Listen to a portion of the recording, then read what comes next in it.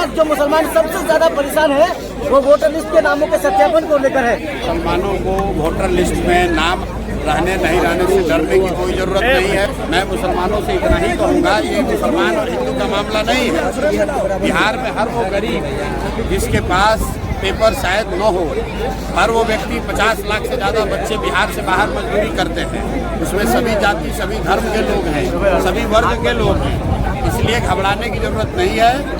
ऐसा होता है, ये एक तरह से भाजपा का षड्यंत्र है। वो कोशिश कर रहे हैं कि वो लोग जो भाजपा के खिलाफ वोट दे सकते हैं उनका नाम काटा जाए, लेकिन ये नाम काट नहीं पाएंगे।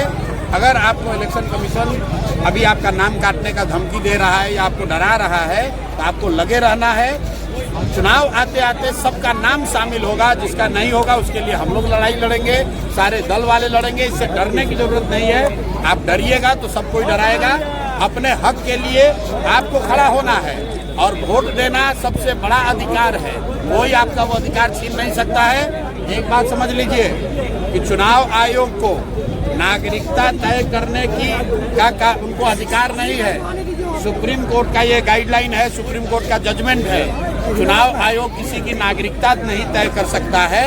चुनाव आयोग का काम वोटर लिस्ट बनाना है, वोटर लिस्ट के जरिए चुनाव कराना है। अगर चुनाव आयोग ये कह रहा है कि वोटर लिस्ट ठीक नहीं है तो चुनाव आयोग को जवाब देना है कि भाई 1.5 वर्ष पहले इसी चुनाव आयोग से पार्लियामेंट का चुनाव हुआ है, मोदी जी इसी वोटर लिस्ट से चुनकर प्रधानमंत्री बने हैं।